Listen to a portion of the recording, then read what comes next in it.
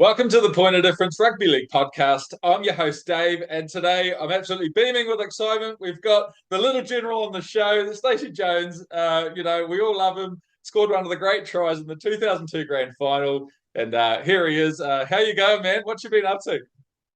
Hey, Dave, yeah, thanks for having me. Yeah, been pretty busy, thick of things with Warriors pre-season. Had a short break over Christmas, and yeah, not too far away now, and trials are coming up, and then first round in Vegas. So yeah, been pretty full on.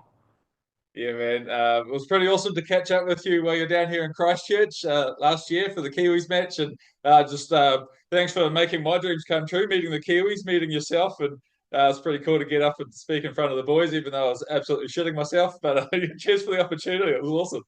Yeah, no, it was cool. It was really good having you come and have a chat to the boys, Dave, and talk about the bit of the history of Canterbury Rugby League and South Island Rugby League, and we had four or five boys that were in the team that are from the South Island, so it was great for them to be a part of it and hear a few of your stories around the grassroots of the game down that end. So it was really a pleasure having you come along and have a chat to the boys. Thanks, man. I really appreciated it. So I know you've got a lot of things on, so I'm going to not keep you here for too long. But let's rewind the clock, man. Stacey Jones, where'd you grow up, and how did that journey of rugby league begin for you? Yeah, I grew up in Auckland. First started playing rugby league for a club called Ponsonby. Strong history in the game, from when the game first started. Unfortunately, they've sort of faded away, but Ponsonby, but they're very strong through the 60s and 70s. And then, my older brothers played it, so that's how I sort of got into it. My grandfather played for New Zealand, which was, very special for me. Yep. I guess that's how it started, and then yeah, just continued playing from there on in. Played most of my junior footy for Point Chevalier Pirates in Auckland, which is where I grew up, and still live here today, and it's very very close to me. The Point Chevalier Rugby League club. Yeah. So were you always a halfback when you came through all those junior grades, and being a smaller fella, how did you handle the physicality, especially playing up in the Auckland comp with all the big boys running up there? Uh, yeah, always sort of played in the halves, but I sort of dabbled in other positions too. Really? Just as a kid growing up, you try and play as many positions as you can and as you want, and that's what you do at that level. Sometimes you're short of players and here and there, but yeah, mainly in the halves was pretty much where I played most of my footy, and going on and playing at the highest level was where I played. So yeah. Awesome, man. So, what did you make any of those rep sides? Were you noticed from a young age? Making the Auckland sides, and then obviously going on to the Auckland Vulcans and the Line Red Cup. Yeah, no, I did. I made rep sides. I played with some really outstanding players that went on to have professional careers. Arwen Goodenbiel, very close friend of mine. Yep. Went up through the grades with Arwen. Played Logan Swan, Joe and Nigel Wagner, Wow. Henry and Robbie Paul. So there was a big group of players that I grew up playing alongside in rep teams, and played against a lot in club footy here in Auckland. Yeah, man. So, what was that Fox Memorial competition like when you made that step up? Like, there's some pretty seasoned and hardened old Kiwis, floating around those comps back in the day. So, how did you handle that transition? Well, the Fox was probably the game that we grew up watching more of rather than the NRL. When I was a kid, there wasn't a lot of exposure to the Australian comp, so we used to love going down to Carlo Park and watching the Auckland comp, the Fox as it is known, and it wasn't uncommon for you to go to Carlo Park and see a dozen Kiwis playing for their respective clubs, which was great, and it's Yeah, man. what the game probably misses now, the grassroots level of how important it is at that level, and it's sort of diminished. And as far as when I was coming in to play sort of senior football, that's when the Warriors were coming on board. So the local game took a little bit of a hit. They had the Lion Red Cup. there for a bit. But then a lot more players were exposed to the Australian comp and also Super League, where a lot of our best players were heading off seas to play, and it really probably hurt the local game a little bit. Yeah, it did. Like that Lion Red Cup was sort of designed to sort of promote like the Warriors in a way, like professionalism, and have that semi-professional New Zealand Cup. And how did you enjoy running around with the likes of Joe Vagana protecting you in the front row? Yeah, Joe was certainly one that you love playing with and hated playing against. So very fortunate that I didn't have to play against Joe that often. Yeah, but look, he was someone that coming through the grades had a wonderful career. Still very good mates with Joe, but yeah, certainly someone that you love having on your side. Absolutely, man. Absolutely.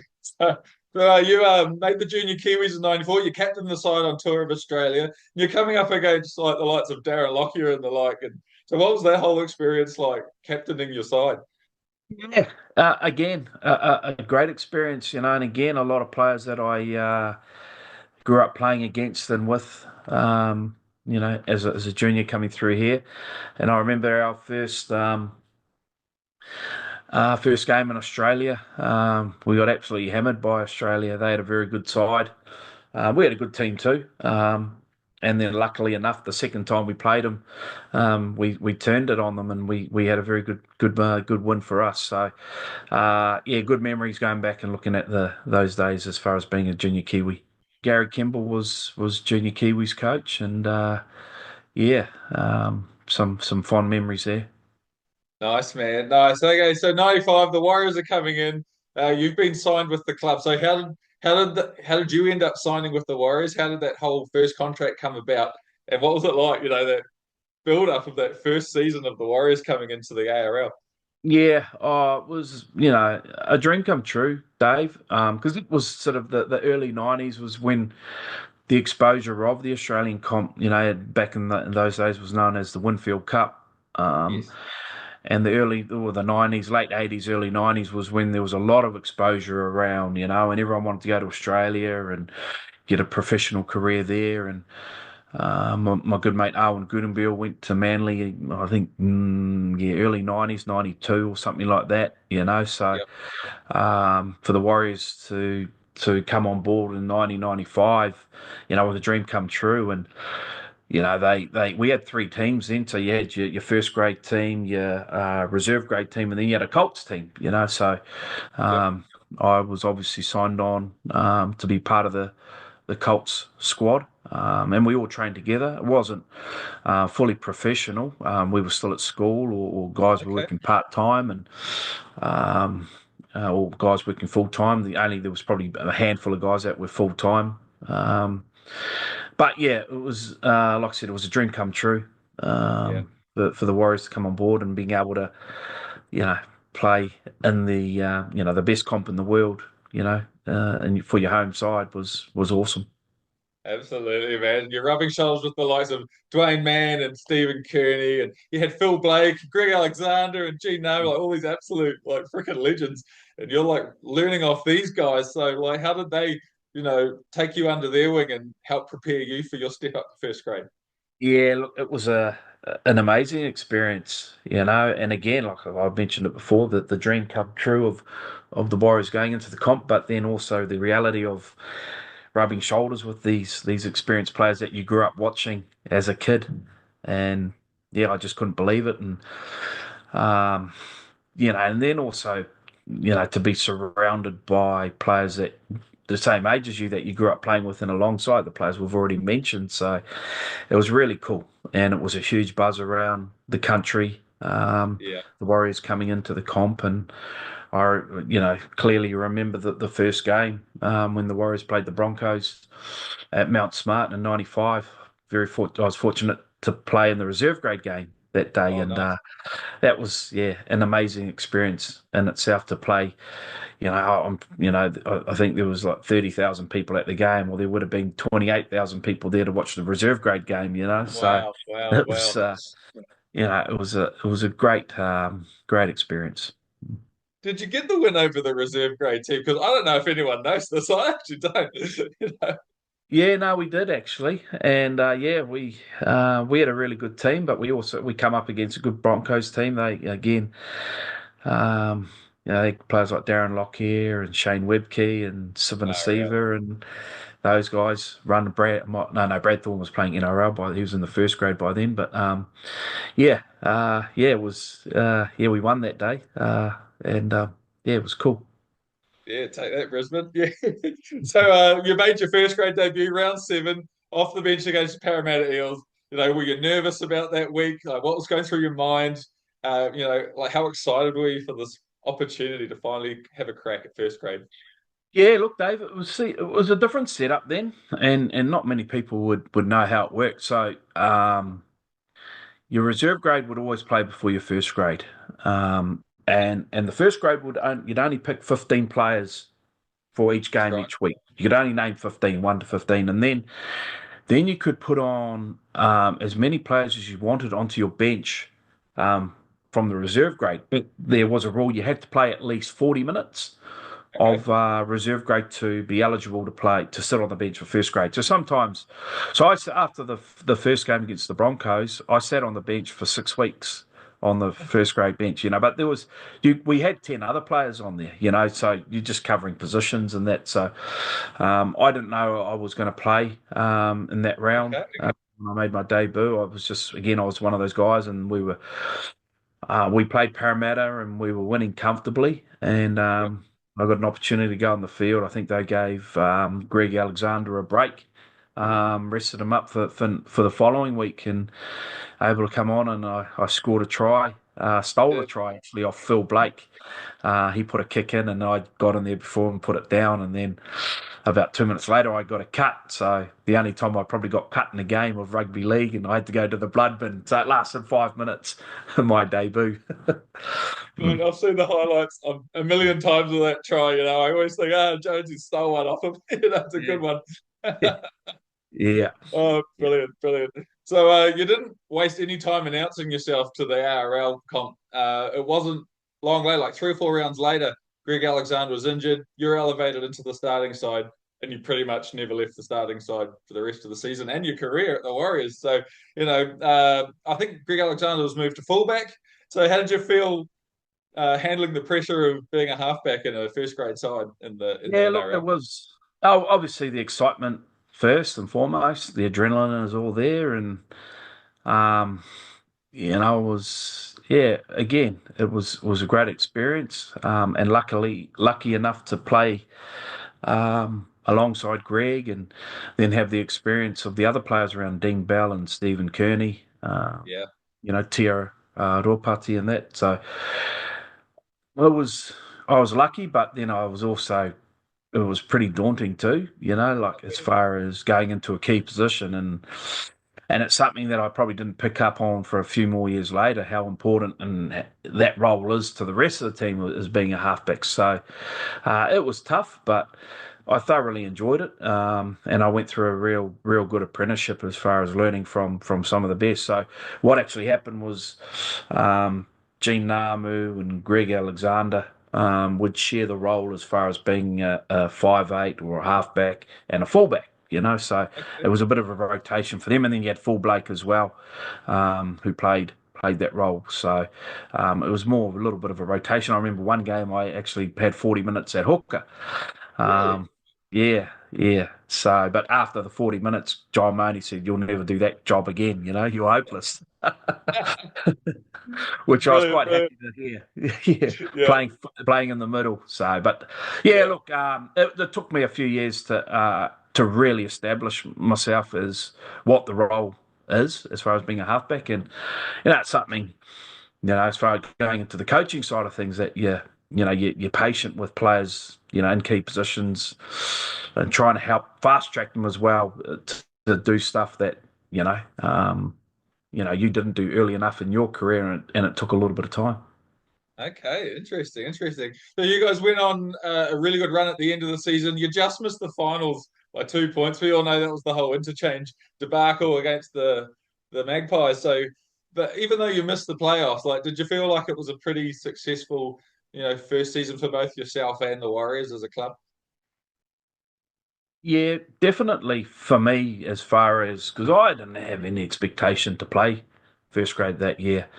I Okay. was probably still thinking a couple of years away, but obviously very fortunate enough to get the opportunity. So, um, when you look back on it, that was really good. But then missing out on playoffs, which is, it's not, when you're playing the game and that, and you don't realise how actually hard it is this Yeah. competition to even just make the playoffs rather than make a grand final or win a grand final, which I wasn't able to do. But just to make playoffs is really hard to do in this comp. And when we missed out, yeah, it was like, okay, well, we'll get there next year.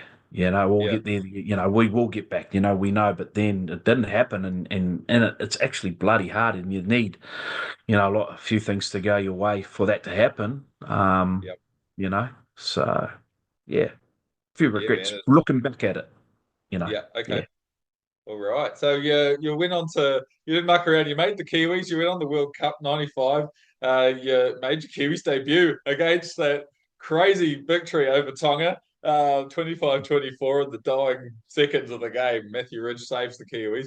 What's that whole test scenario like for you as a debutant? And is the level raised even though I'm playing say Tonga back then weren't as strong, but did you notice a difference when you went up a level? Like the surroundings, Dave. Like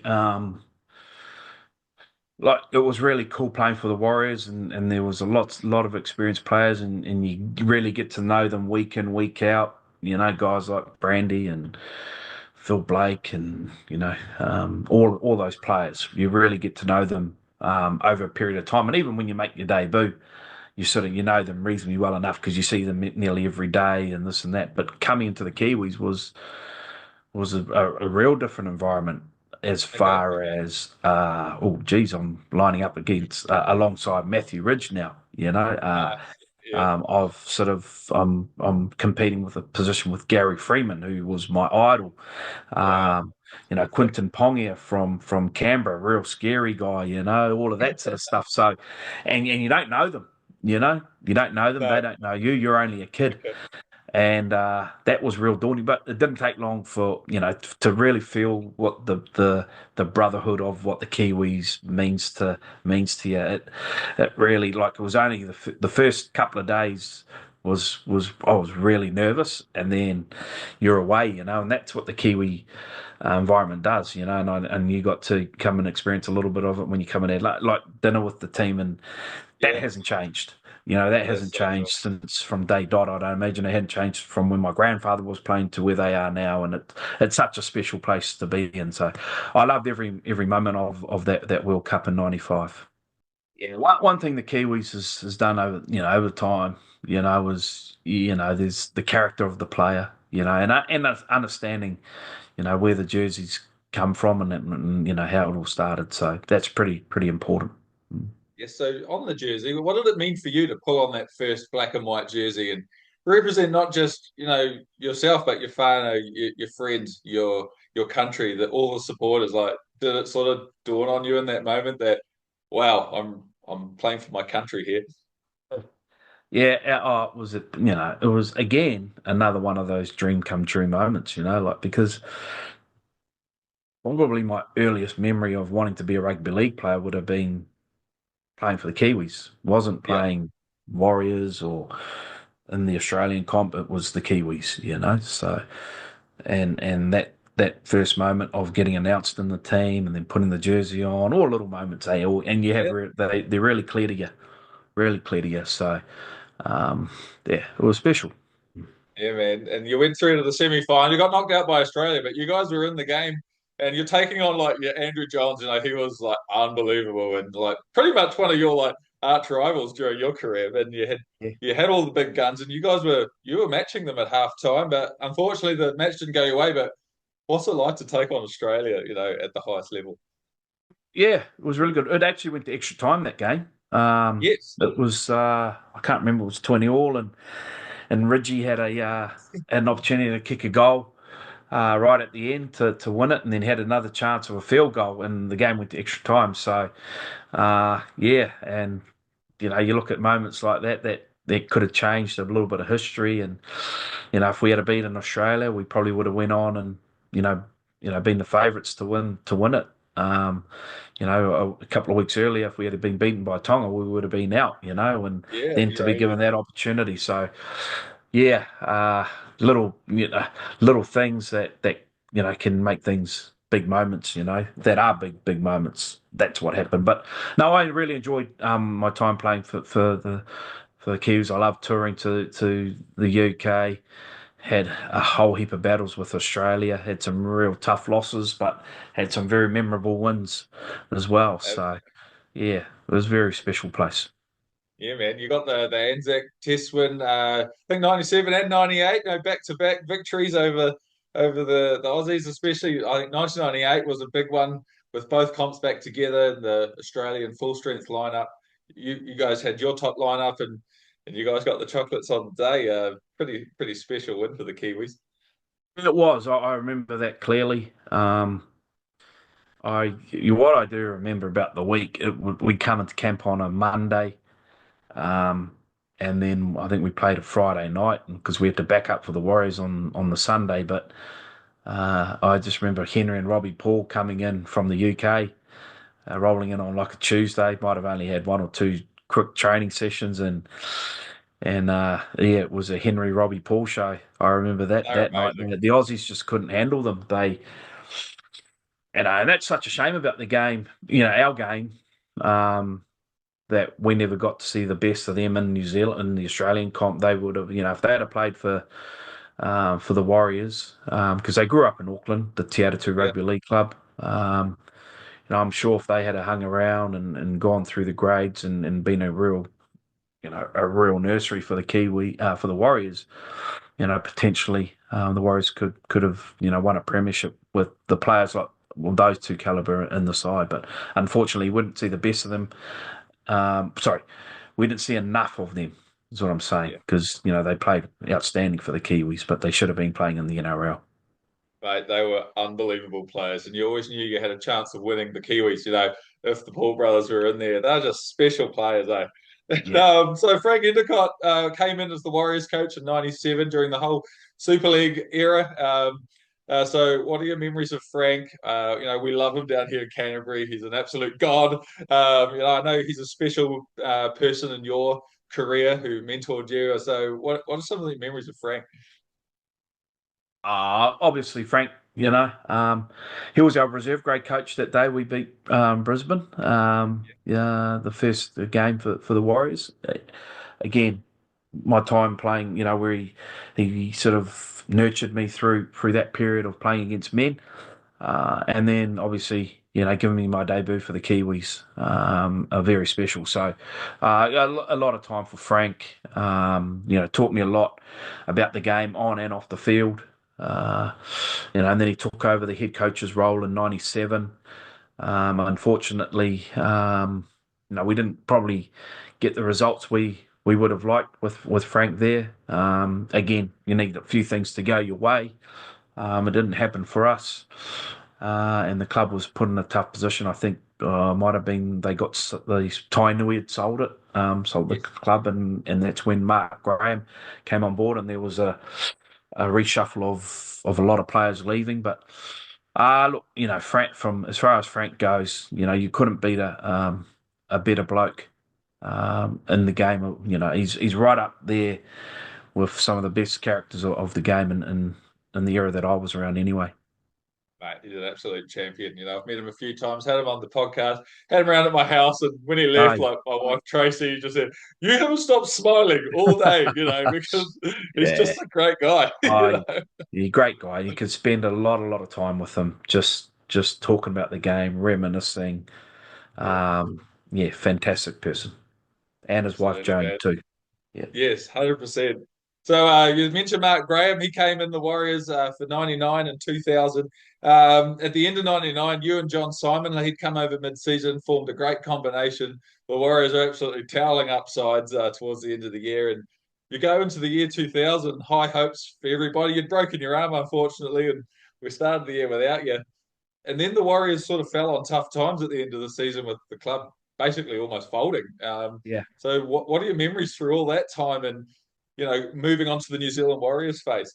Yeah, look, not great memories. Not certainly not to do with the people that were there. Just the circumstances. Look, Mark Graham was an outstanding coach. A lot of respect as far as as a player, but he was also very knowledgeable about the game, um, how he wanted things done. He had Mike McLennan there as an assistant coach.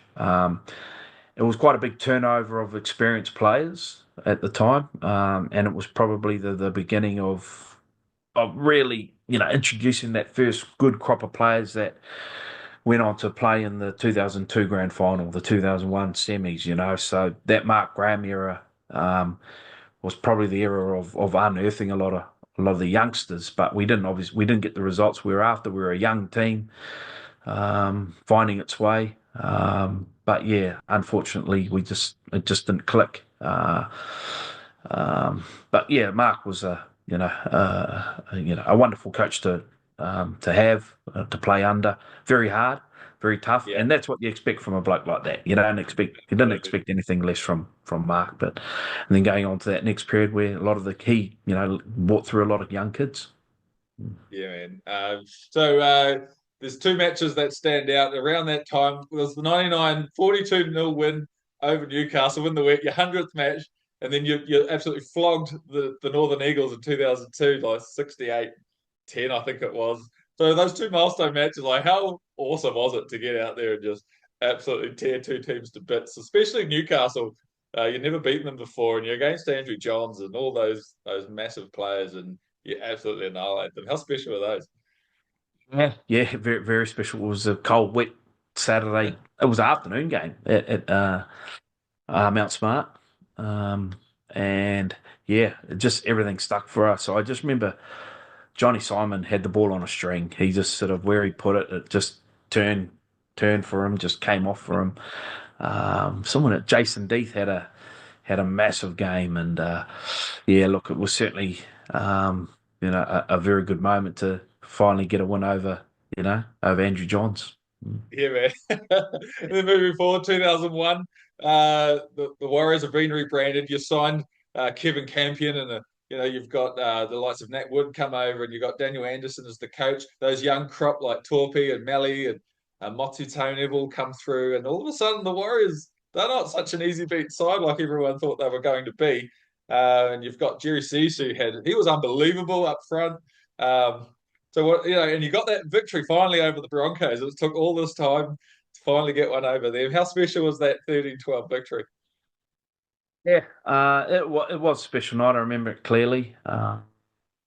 It was a Saturday night, and I think Campo had a big day that day, coming up against his old team, and yeah, like you said, the players there, Jerry and Nat Wood coming on, and Ivan had been at the club for a couple of years, but was starting to play, a lot of footy for the team after, some niggling injuries.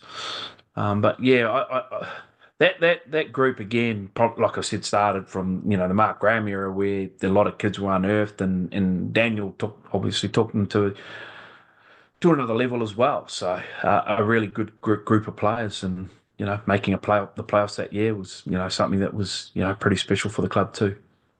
Absolutely, man. And as a Warriors fan, through that whole area, it was just like, oh my God, the Warriors have finally made the finals. And then unfortunately, it came down to that Melbourne Storm game where I thought, oh, here we go. Oh no, we're going to choke here. And you got the win. Oh, you got the draw, got you through the finals, but then obviously you all partied up a bit hard for that final round. That cost you Mm. the highest spot on the ladder. But Yeah. how amazing was it to finally have that pressure? Oh, finally we made the finals. Did it feel like a pressure was lifted off the club? Well, a little bit, I guess. And like I said, it was so hard making the playoffs, and to do it for the first time in the club's history after, quite a few years, felt like that, and probably showed. I didn't feel that we partied hard after the game, after the Melbourne game. It was probably the occasion got to us. We played the Cowboys at home in front of a packed stadium, and yeah, I we was we there. would have finished higher up the state, and guys were. I just remember, some players were painting their boots, different colours. Those days you either got white boots or black boots. You didn't have different colours. So I just remember a few of the young guys were painting their boots gold, and this is before the game. So it just showed you where some of the headspace was at. But that's probably just them just being young. And you learn lessons from that. And then I think the following week we played against Parramatta, and they towed us up by 50 at Parramatta Stadium. Yeah, Probably arguably that Parramatta team, that probably the best team in the NRL era, not to win a comp. They were yeah, they man. were a very good team. Yeah, when I was at that dinner with you guys, I didn't actually realize Nathan Kalis was in the room when I said something about that. Ah, And yeah, everyone cracked up laughing, giving him a bit of shit. So sorry, yeah, Nathan. yeah. He'll be That was right. good. Mm. Yeah, mate. So let's move on. 2002. What a year. Warriors are minor premiers. You even were out for about 7 weeks, but the Warriors just kept winning. Lance O'Hare did an amazing job. Motti Tony, and you make the playoffs. You're minor premiers. Mate, how good does that feel like to be top of the competition? That's incredible after being nearly on death's door 2 years earlier. Yeah, yeah. It was a real good ride. It was very similar to the ride that the team went through. Um, a couple of years ago, when when we made the top four, and it was the country around behind you, the hype. Yep, Um, yeah, unreal. Yeah, we made the my minor premiership. Actually, the Bulldogs that year was when they got stripped of all their points. So yep. possibly if they didn't cheat or whatever, that supposedly you know um, they would have been premiers that year. But I kind of I still wish like the Bulldogs were the form team of the comp that year, and I wish they were still in it. I wish, because we played them a couple of times that year, and we were the only team that could beat them. So Well, maybe it you might beat have them been all right. different. We might not have met the Roosters, or Red Hot Roosters, in the final, but yeah. What a year! But they were a really good team, the Roosters, that year, especially the back end. I don't know how many games they won in a row, and they really took the game to another level, and they're just too good that year for everyone. You're not wrong, man. That side was the one side I didn't want you guys to play because their defense was just like so hard to get through. Mm. But I always thought you guys had the attack to probably get them off guard. But let's just talk about that semi final against the Cronulla Sharks. It's packed out. You've got Kiwis everywhere in the crowd. It's the most knife edge game. It's back and forth. And then I remember there was one moment you made a break off your own line, and then you put in a long range kick for Francis Melly, and he goes within an inch of scoring, except for Paul Mellor kicks it dead. How tense was it out there, man? Like, it was on a knife edge the whole way. Uh yeah, yeah, it was. I just remember that day it was really hot. It was really hot. It was a free flowing game. There was, I think, there was a lot of errors in the game. It was really tight competition. Yeah, but we were able to play a bit of free flowing footy. Um, Tony had a real good game. Clinton Torpey and Francis Melly Yeah. really strong, and then obviously the calm head of Ivan and Campo there. So the thing that sticks out the most was that it was a really hot Sunday afternoon.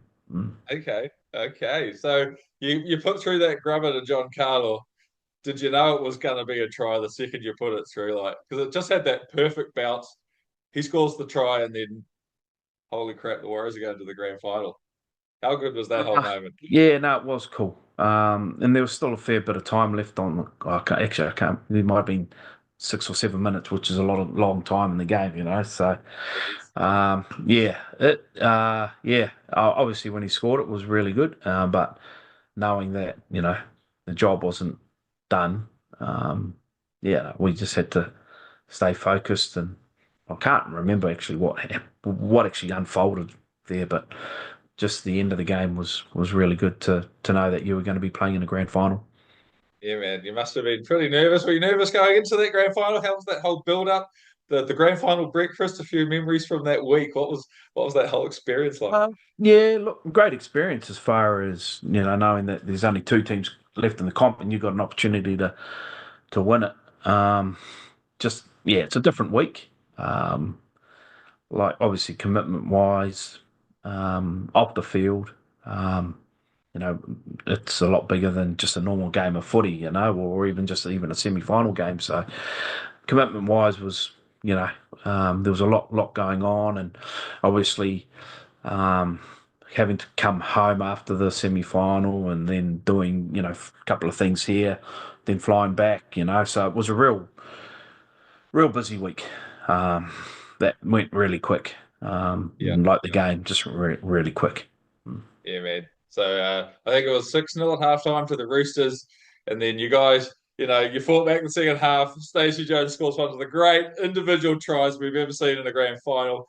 Talk us through that try quickly. What did you see? Like, is it just one of those Yeah, instinctual things that you can't explain? You just see it and you do it. yeah, it's like I don't really know, Dave, how to. Yeah, like everything happened really quick in that game.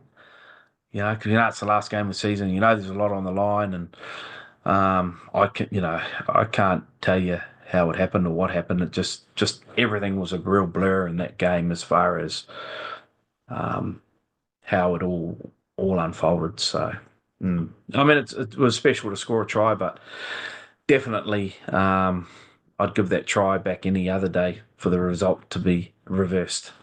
Okay, we didn't get the grand final victory, but when you do look back at that, do you think, wow, I got to play in a grand final? Like that's the pinnacle for club footy, right? To play in the biggest game on the planet, basically. Mm, mm. But yeah, again, you know, um, making like I said earlier in the talk, how hard it is just to make playoffs, Yeah, let alone a grand final, and then you know, um, trying to win one. That's probably why it's so special for people to say that they've won it because they know how hard it is to do it. And some players don't get the opportunity to play in grand finals. Yet exactly. some players win half a dozen. Yeah, That's crazy, yeah. crazy.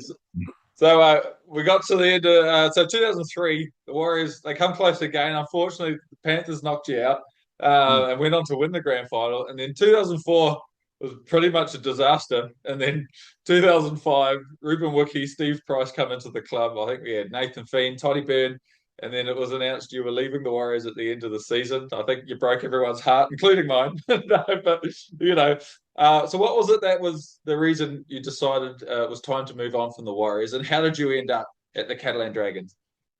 Uh, yeah.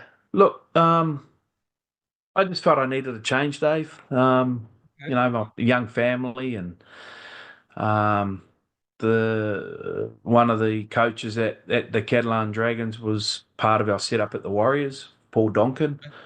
Okay. He'd been there the year before, and they were getting ready to go in the Super League. So, we kept in contact for a year or two, and he flouted the idea to me if I wanted to, look at going over there to play. And I was getting at an age where um, I felt it might have been a good time to do it with a young family. And I think I was 30 at the time, 29, 30 at it sort of, and it's a period of the game too when it wasn't uncommon for guys sort of still with a few more years, good years left in their body to go over there, Okay. and apply their trade. So, yeah, it wasn't a decision that I made just like that. It had been an ongoing thing, probably from 2004 and through to 2005. And yeah, look, it's a decision, I don't regret making as far as going over there and doing it. Possibly I could have stayed with the Warriors for another year or so, but I have no regrets. I loved every moment of what I did going over there, and I really enjoyed that 2005 year. Playing alongside Pricey and having Rubes back in the team, and Yeah. you could tell at that time that they were going to go in a really good direction. Mm. Oh, right. Okay. And so while you're over in the UK, you played a Challenge Cup final, mate. Like Mm. that's pretty awesome for especially a pretty new side getting all the way to the final of a Challenge Cup. How was that whole experience in front of a massive crowd in the UK? Yeah, yeah, what a great experience, especially for a new team into their competition. It was a little bit like the Warriors going to the Australian comp, where we're a French team going to the English comp. So uh, yeah, look again, got to play at Wembley in front of 90,000 people, where it's the Wow. occasion that they all go to. The Challenge Cup's a big thing in the Yeah. UK. Yeah, come up against me old coach Daniel Anderson coaching St Helens. So yeah, it was a similar result to when the Roosters beat us. So yeah, we were beaten by a really good St Helens team that day, and well, again, a great experience. Absolutely, man. So there was one wonderful final that you did get to win. You received an SOS from the Kiwis in 2005, I think it was, for the Tri Series final, and I think was it your wife was giving birth or something. You need to fly all the way back home at a moment's notice, and then you go and beat Australia. It was at 24-0 in the final. Like, Yeah. describe that whole Oh, there was a lot experience, man. going on, Dave, at that time. It wasn't just I just didn't play in the final. I played in the first couple of games here in New Oh, you did Zealand. too. You did Yeah. too. So I was sort of already part of the team, and then I had to go to the France for a couple of things that I already committed to. So I sort of pulled out of the team, and I was always going to have to. I was always coming back to New Zealand for um, for the birth of our child, and then Lance got injured in a lead-up game Okay. from memory. Well, not from memory. No, Lance got injured, and then Bluey asked if I'd come back and play in the final. I said, look, logistically we can do it. We'll do it. So did it, and I was very thankful for Bluey. First of all for asking me. But also for letting me do it, and it was really hard. Not only for um, not just for me, but for the players too, and the team that they didn't have a player that wasn't training there during the week. And but like I said, I'd been with them previously for the first couple of games that we played here in New Zealand and one in Australia actually. Yeah, Yeah. Amazing. So good to finally get a series victory over the Aussies, lift the trophy. How good did that feel, man? yeah, it was cool. It was really cool. And the way we did it too. And again, the people you do it with. Obviously, Ruben, our captain, Nigel Wagner, who I played a lot of footy with growing up. Alan Goodenbill was a part of the squad, and then you got Sir Peter Leach, your manager, and Bluey McLennan, the coach. So Beautiful. that was it was probably it was such a special moment because you did it with a lot of people that had been a part of your career for such a long time.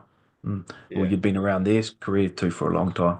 Mm. Mate, it was so good to watch. It really was. So you retired in 2007, but then you had one last hurrah with the Warriors in 2009, which was, I don't know, everyone was pretty elated about that, including myself. Were you a little hesitant to come out of retirement, and have one last crack, go full circle Yeah. with the Warriors?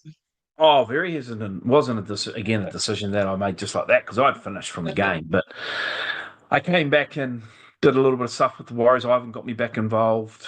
Um, doing kicking stuff with the halves, and if there was an opposed session, I'd be involved in that, and so um, yeah, he kept me around, and as far as in the coaching role, and like I said, I was at most of the sessions, and then yeah, he said, "Would you have a crack at having a season with us?" And at the time, it was just train and see where you get to. It wasn't you're going to come back and play. This was you're going to come back and be, if there's a 30-man squad, you're number 30. You're probably number 32.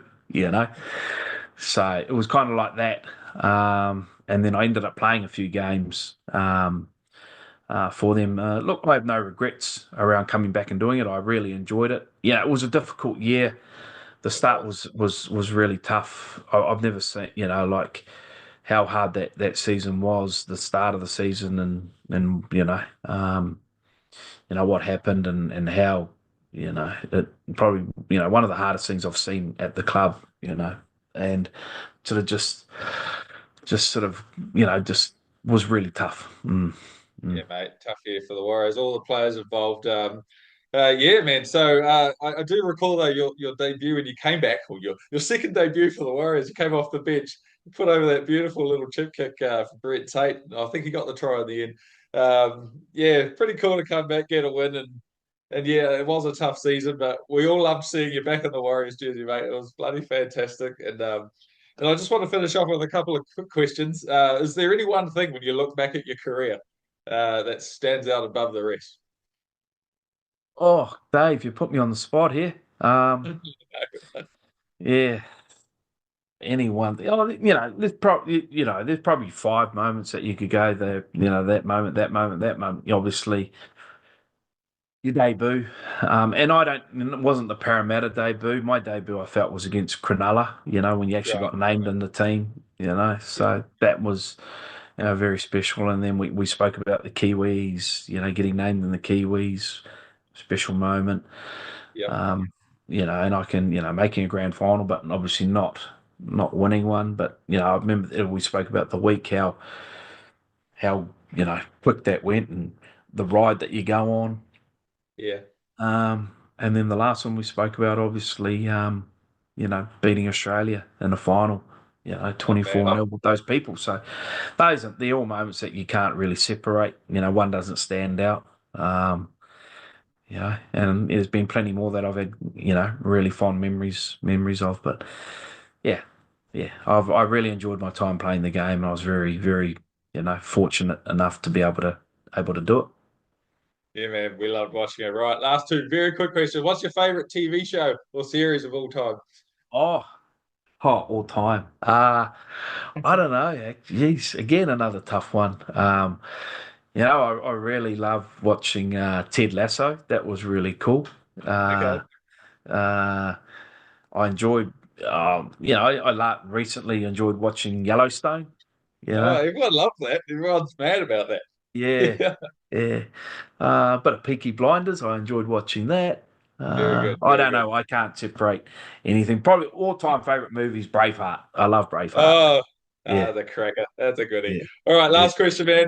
If you could only eat one meal for the rest of your life, what would it be for Stacey Jones? Got to be steak, eggs, and chips. Yeah, Classic Kiwi, eh? Too good. classic Kiwi, Dave. Yeah, yeah, classic. Brilliant, man.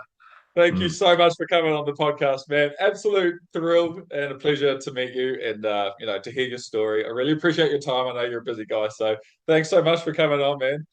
Awesome, Dave, mate. You do a really good job. I know you're passionate about the game, passionate about Kiwis, Warriors, and that, mate. You do an awesome job. So, hopefully, many more people can get on your show. Mm. Yeah, man, that's the one. Thanks everyone for watching. I've been your host, Dave. This has been the one and only Stacey Jones. We've been back in the day, and we'll see you next time for kickoff. Full time.